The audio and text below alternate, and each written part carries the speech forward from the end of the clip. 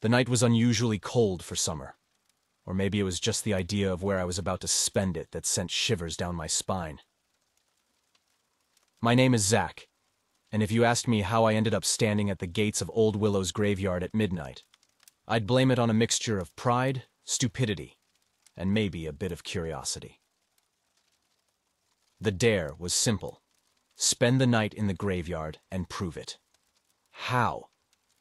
By taking a selfie with the gravestone of Jeremiah Hensley, the town's most infamous resident, rumored to have been a practitioner of dark arts before meeting his end at the hands of fearful townsfolk. The grave was distinct, marked by an imposing statue of an angel whose eyes seemed to follow you. Armed with nothing but my phone and a cheap flashlight I bought from a convenience store, I pushed open the creaking gate, which closed behind me with a sound that felt like a final nail in a coffin. The idea was to stay here until dawn, prove everyone wrong, and maybe earn some bragging rights. I didn't believe in ghosts, after all. That was about to change. The graveyard was a sprawling canvas of shadows and tombstones, stretching farther than the weak beam of my flashlight could penetrate. I started towards Jeremiah's grave, located inconveniently at the farthest edge of the cemetery, according to the map my friends provided. As I walked, the only sounds were the crunch of gravel under my feet and the distant hooting of an owl. It was peaceful, in a way, until it wasn't. A sudden drop in temperature made me stop. I could see my breath, forming misty clouds in the air.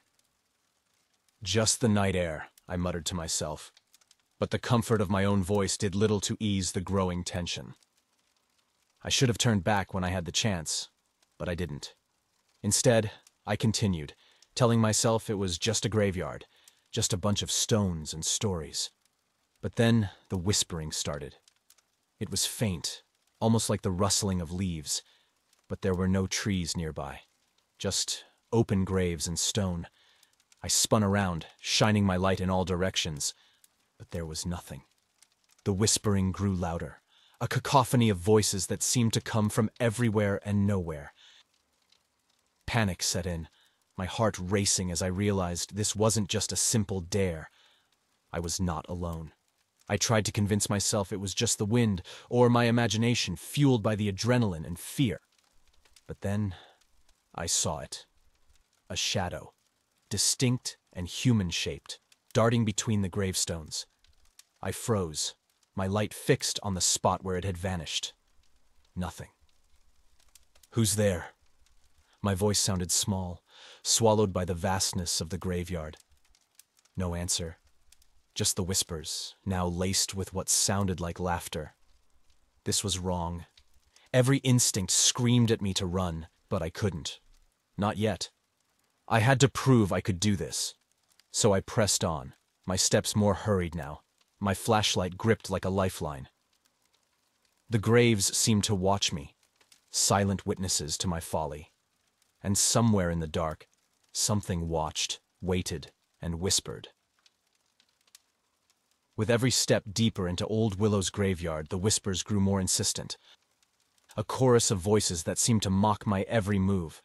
I tried to focus on the path ahead, but the darkness felt alive, breathing and shifting around me. My flashlight, once a beacon of safety, now seemed pitifully inadequate against the engulfing shadows. I checked my phone for any messages, hoping for a distraction or a reason to leave, but the screen flickered unnaturally before going dead. "Great," I muttered, shoving it back into my pocket. I was truly alone, cut off from the world beyond the gates. As I ventured further, the graves became older, their inscriptions worn away by time. It was here, in the oldest part of the graveyard, that I felt it. A palpable shift in the air, a heaviness that pressed down on me, making it hard to breathe. The temperature dropped further, and I wrapped my arms around myself, trying to ward off the chill that seemed to seep into my bones. The whispering voices coalesced into a single, chilling word that echoed through the night. Leave. I should have heeded the warning, but pride and the need to not appear cowardly in front of my friends pushed me forward. Just a little further, I told myself, though every instinct screamed for me to turn back. That's when I saw it. The statue of the angel marking Jeremiah Hensley's grave. It loomed out of the darkness, its features more menacing than any photo could convey. The eyes, crafted to perfection, seemed to pierce through me, seeing all the fear and doubt I tried to hide. Drawing a shaky breath, I approached, my flashlight's beam trembling as I extended it toward the statue. That's when the ground beneath me gave way, a hidden grave collapsing under my weight. I fell. The air knocked from my lungs as I landed hard on the cold earth below. Panic set in as I realized I was trapped in a pit, the walls too steep and the earth too loose to climb out.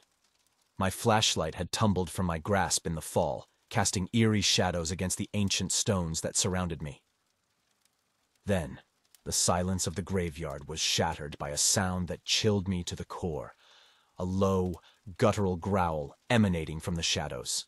My heart raced as I scrambled for my light, my fingers finally closing around it. I shone it into the darkness, revealing nothing but the empty grave with me. But I wasn't alone. I could feel it, an oppressive presence, watching me from the shadows, biding its time. The growl came again, closer this time, and I realized with horror that something was in the pit with me, something that hadn't seen the light of day in a very long time. The whispers returned, louder and more insistent. I was the intruder here, in a place where the living were not welcome. Trapped in the darkness, the line between reality and nightmare began to blur. The entity in the pit with me was more than just a figment of my imagination. It was real, and its intentions were malevolent. The growls grew into a chorus of hisses and whispers, each one a promise of pain and terror.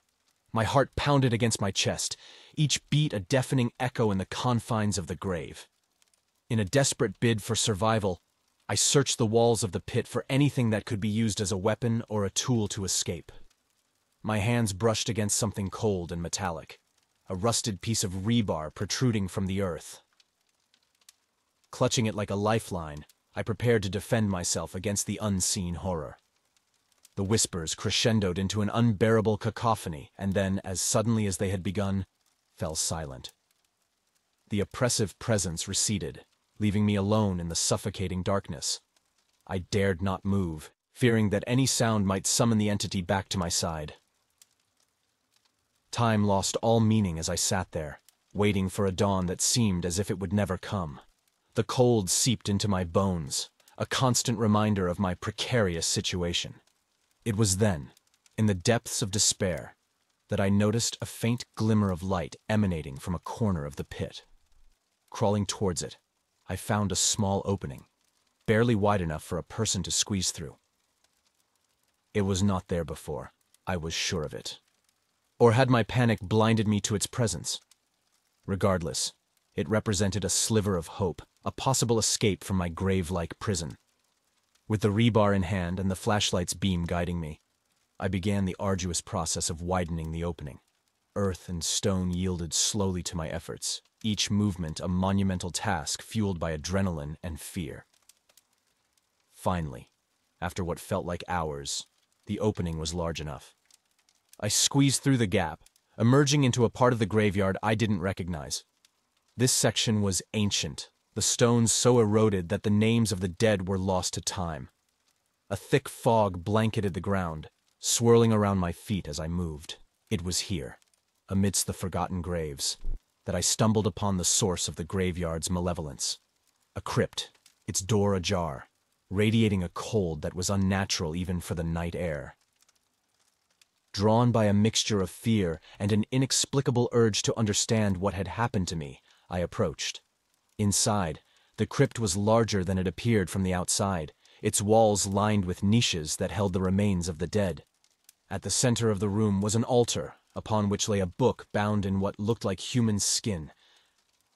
The air around it pulsed with a dark energy, a stark contrast to the deathly stillness of the rest of the crypt. As I reached out to touch the book, a voice echoed through the chamber, ancient and filled with malice. "You who dare to disturb the dead, bear witness to the curse you have unleashed." Images flashed before my eyes, visions of the graveyard's past, of rituals dark and forgotten, performed in the very crypt I stood in. I saw the graveyard's keeper, a man whose heart had been blackened, binding the spirits of the dead to his will, cursing the land. And then I understood. The malevolent presence, the entity in the pit, the whispers, they were all connected to the curse. A curse I had unwittingly become a part of. The voice spoke again, its tone mocking. Leave, if you can. But know that you are marked now, bound to this place as surely as the souls you have disturbed. Stumbling back, I fled the crypt, the voice's laughter ringing in my ears. The graveyard seemed to come alive around me, the shadows reaching out as if to drag me back to the pit from which I had escaped. The night stretched on, each moment a battle against the encroaching dread that filled Old Willow's graveyard. My flashlight, once a beacon of hope, now felt like a feeble guard against the darkness that seemed to swallow its light whole. The deeper I ventured, the more I felt the veil between the living and the dead thinning, an invisible barrier dissolving under the weight of unseen eyes watching my every move. I stumbled upon a clearing where the moonlight, somehow both pure and defiled by the shadows it cast, illuminated the gravestones in a spectral glow. The air here was colder, a chill that seemed to seep into my bones and slow my movements. It was as if the graveyard itself was alive, its breath a mist that curled around my feet, guiding me, or perhaps herding me deeper into its heart. My mind raced with thoughts of escape, of breaking free from this nightmare, but with every step, the exit seemed further away, lost in a maze of tombstones and mausoleums that loomed.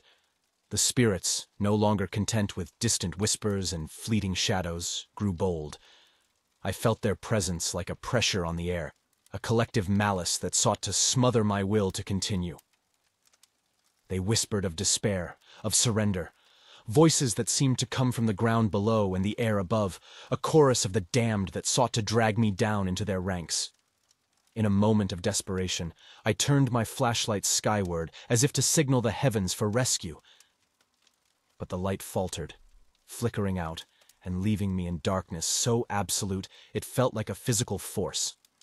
My breath caught in my throat, a panic rising that threatened to overwhelm me. Then, as sudden as the darkness had come, a sliver of moonlight pierced the gloom, revealing a path not previously seen, winding between the graves like a river of shadow and light. It was a path that promised escape or perhaps deeper entanglement in the graveyard's embrace. But it was a chance, the only one I had. I followed the path, the whispers growing louder, a cacophony that seemed to mock my efforts. The path twisted and turned, leading me past tombstones that seemed to bear witness to my plight, their inscriptions blurring into a litany of warnings and regrets, but I pushed forward, driven by a flicker of hope that refused to be extinguished, even as the spirits closed in, their presence a palpable weight on my shoulders. I didn't know if this path would lead me to salvation or damnation, but I knew I couldn't stop, couldn't give in to the despair that clawed at the edges of my mind. As the first hint of dawn teased the edges of the night sky, my fight for survival within the confines of Old Willow's graveyard became a frantic sprint against time. The spirits, emboldened by the approaching light, intensified their assault, manifesting not just as fleeting shadows or chilling whispers, but as tangible forces bent on my destruction. Their attacks were relentless. Psychic torment and physical violence stripped away layers of my sanity and resolve with each passing moment. I could feel their anger, their hatred for the living, pulsing through the air like a palpable current of malice. I stumbled through the graveyard, my every step dogged by malevolent entities that seemed to draw strength from my fear. Tombstones, once solemn markers of the dead, now felt like silent spectators to my demise, each engraved name a testament to the inevitability of death. The darkness around me seemed to thicken, a tangible barrier against the coming dawn. But then, for a brief, heart-stopping moment, I glimpsed it. The first light of dawn, a fragile promise of salvation on the horizon. It was beautiful, a sliver of gold against the retreating night, and for that fleeting second, hope surged within me. But it was quickly extinguished, smothered by a wave of darkness that swept over me with the force of a winter gale. The spirits, sensing the nearing end of their dominion, rallied with a fury that was both terrifying and awe-inspiring. I was knocked to the ground, a weight like the cold embrace of the grave pressing down on me, stealing my breath. My thoughts, in those final moments, were a jumble of regret and acceptance. Regret for the decisions that had led me here, to this moment of utter despair, and acceptance of the fate that awaited me. The darkness closed in, a shroud of despair that muted the world around me. I could no longer fight, no longer run. I lay there, the cold seeping into my bones as the spirits swirled around me, their whispers a cacophony of malice and triumph. And as the darkness claimed me, my last thought was a silent prayer that my end would be swift. The sun rose over Old Willow's graveyard, its rays casting a serene glow over the ancient stones and manicured paths. To any casual observer, the graveyard would appear peaceful, untouched by the horrors of the night. But nestled among the old graves, there was a new addition, an unmarked grave, solitary and unassuming. The earth around it was freshly turned, the only sign that the ground had been disturbed. And as the morning light grew stronger, dispelling the last shadows of the night, a chilling whisper lingered in the air, a warning to the living from the spirits of Old Willow's graveyard. It was a reminder, as old as the graveyard itself, that some places are not meant for the living.